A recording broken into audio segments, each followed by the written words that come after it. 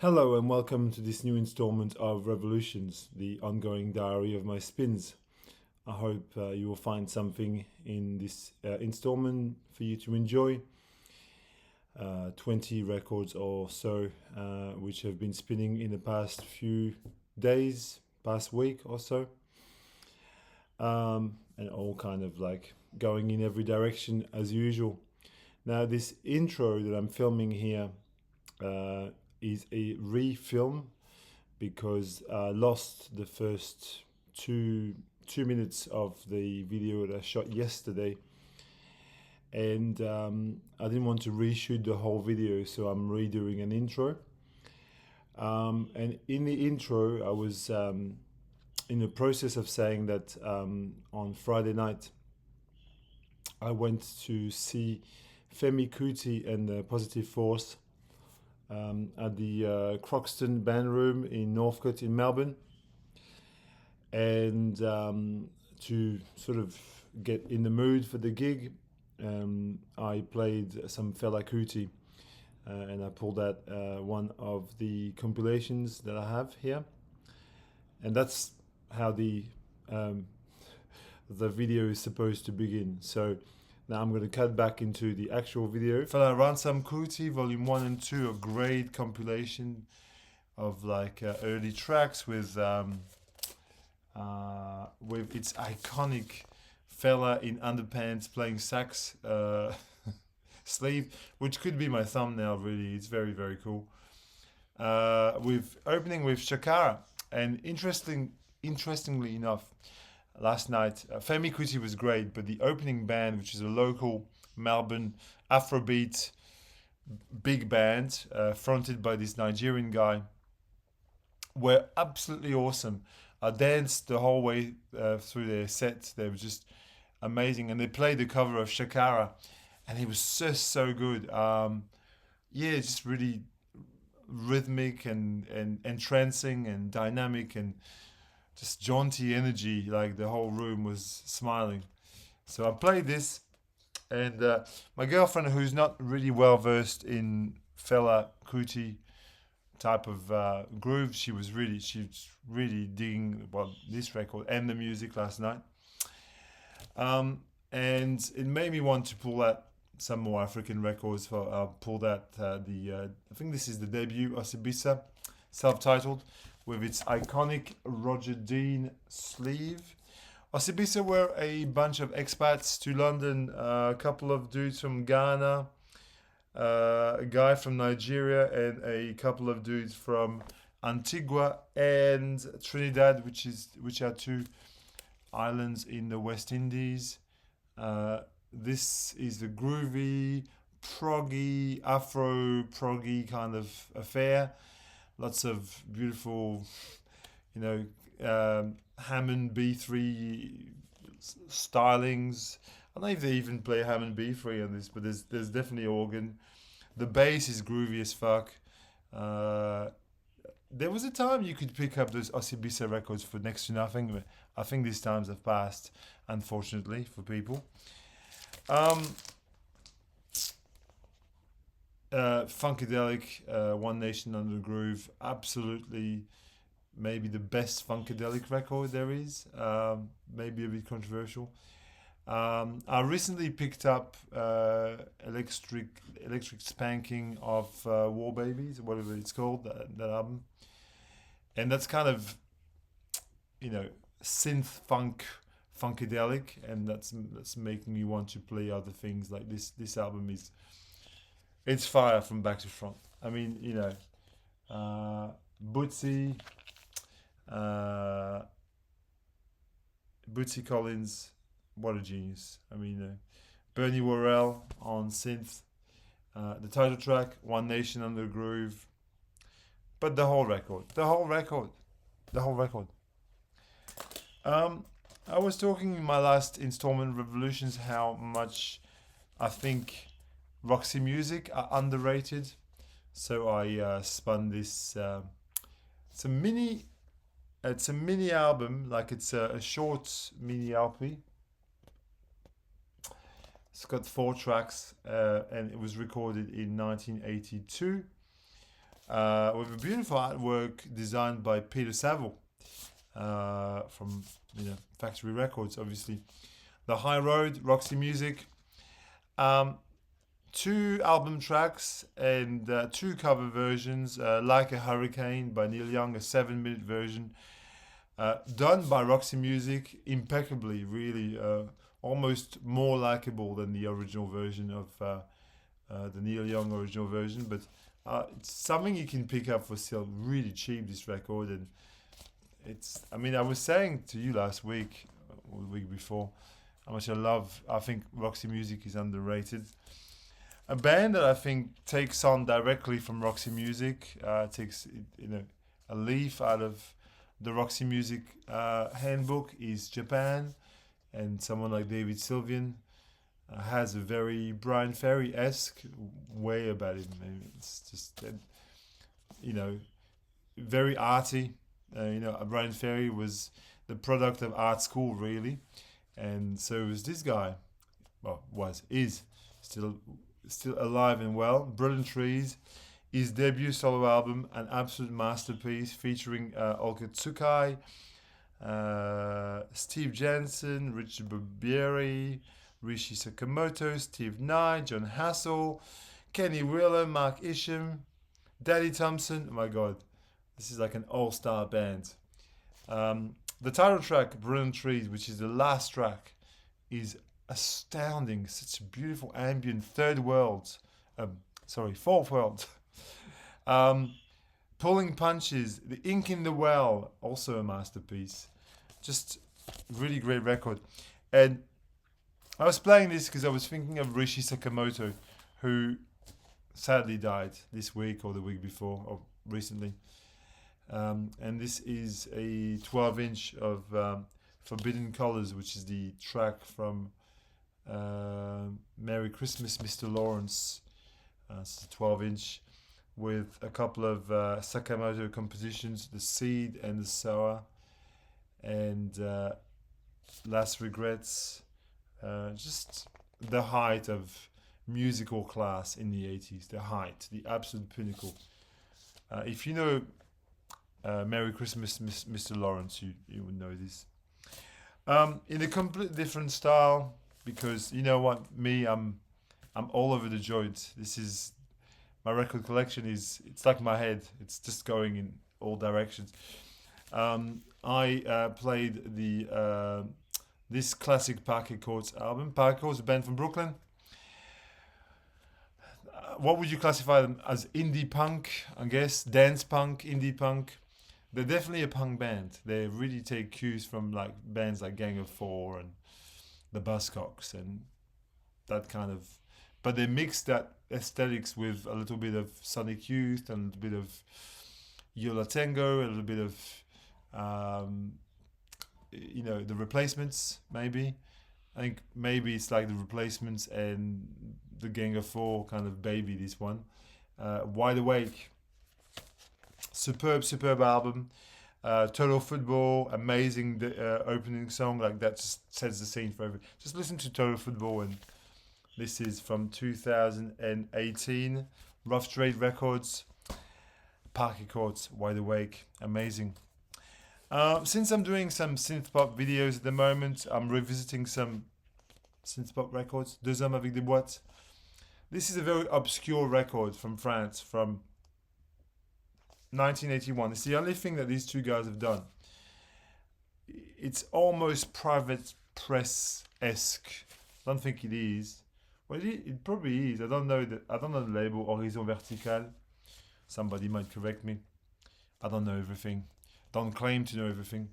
This record is just a dude on bass, and he also programs the drum machine, and the other guys on sings and plays piano, organ, synth, a bit of guitar, and some electronic percussion. So it's kind of your typical 1980s experimental synth pop fare with a more melodic kind of backbone. You can see that these guys are French. They're rooted in French chanson, but the melodies are very, kind of memorable. You listen to this and you go, oh yeah, I dig this. I picked this up years and years and years ago in Paris, just like a blind buy, and hence I don't really know anything about it. The master, the absolute master, Mr. Jean-Michel Jarre. At the moment, I'm doing all these synth pop electronic music, and I'm going through some of my records in my electronic music section. This is an absolute must for fans of electronic music. Rarities, which was sanctioned by Jean-Michel Jarre himself. Like he's written the liner notes. This is worth getting just for the fact that it contains his first ever single, Eros Machine and La Cage, track 3 and 4, that's the sleeve of that first single, reproduced as a 12-inch version here.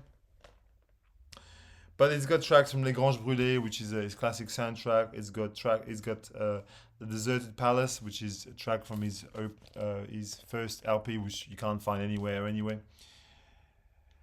He was recently interviewed for a French channel on YouTube.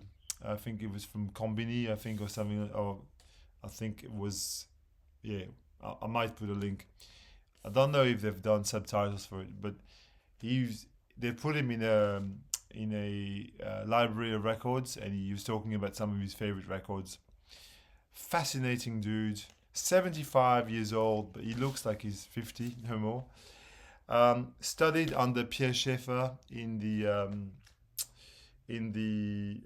Groupe de Recherche Musicale, which is an avant-garde kind of school of electronic music. Super cool. He should be viewed on the same level as a classical composer, in my opinion. I also revisited this classic Swiss 12-inch Grauzone, Ice Bear.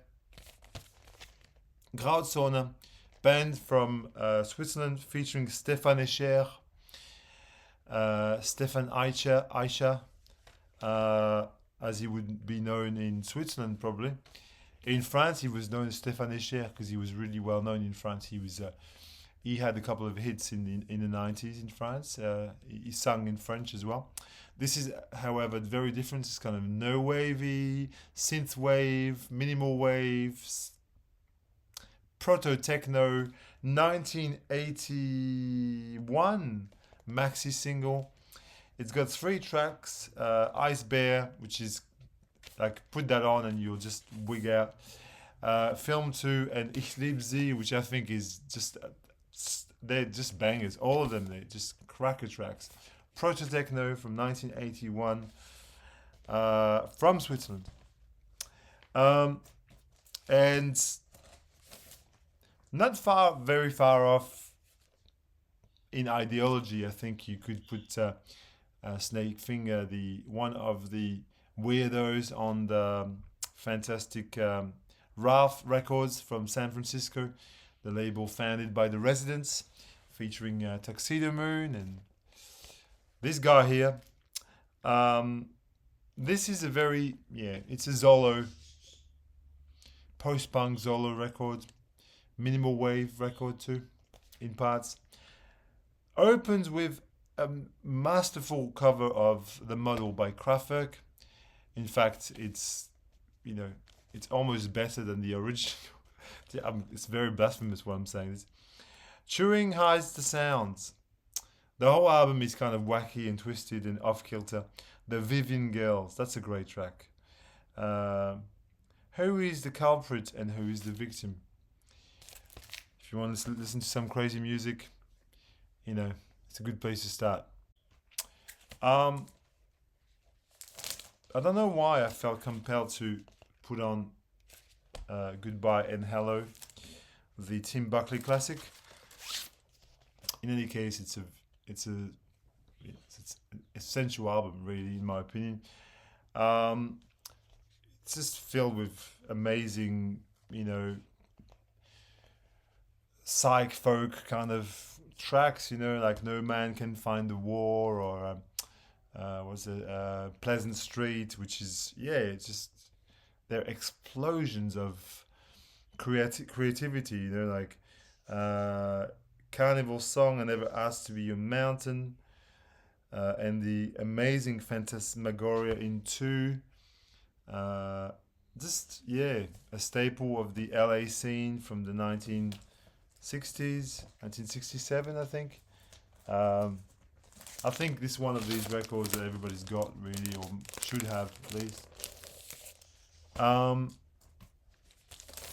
some jazz funk, Mike Longo, The Awakening on Mainstream Records. Really high octane jazz funk, really beautiful playing, very funky keyboards. Lots of the drums are not to be sniffed at either. Uh, the lineup is really nice. James Moody on sax there, uh, and Virgil Jones on trumpets. Just really, just an excellent. And Dizzy Gillespie on conga drums. Oh, look at that, amazing record. The Awakening. Here's a punk classic. Well, it's a best of, but the Best of the Saints, which I picked up many years ago in France, actually.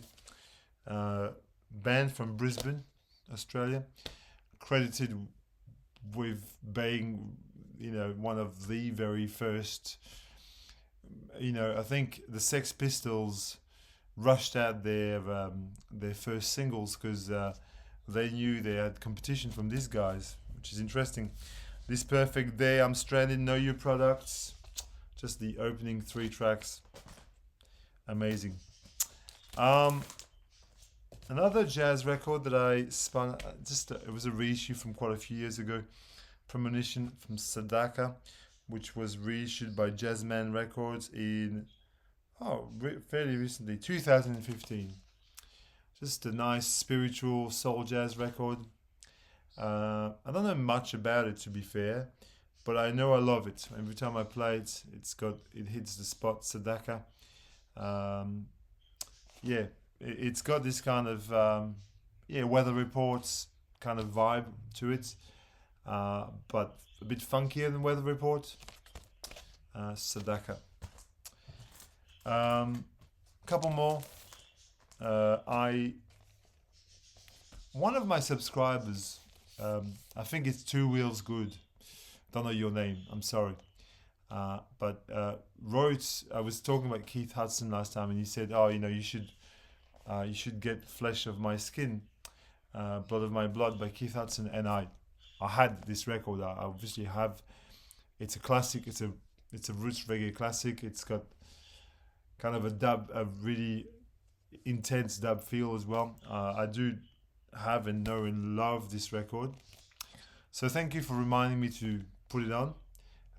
It's a phenomenal record. Keith Hudson, Flesh of My Skin, Blood of My Blood, 1970 something. I don't know. I don't know. A couple of days ago, I put on "So" by Peter Gabriel, which it just doesn't age at record. It's pretty flawless, really. It's one of the best things he's ever done, and it continues to amaze. And everybody knows Sledgehammer, obviously, but the whole album just flows like it's a masterpiece, really. It's one of these records that everybody has and knows.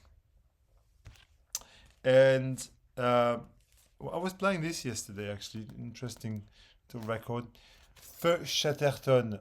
It's a French band, and the album is called Palais d'Argile. This is a very interesting modern release. It's from 2021, I think. It's got a very LCD Sound System feel. This album. It's really quite well composed, and sonically is really interesting. It's got electronics layered everywhere. The vocals are very memorable. There's a lot of melody in there. I think people who are looking for new French acts to get into could do worse than getting into Feu Chatterton. And should I show you one last record that I've been playing, or is that enough? I think that's enough for today. You can talk to me if you want. I always respond. Take care, and see you on the flip side.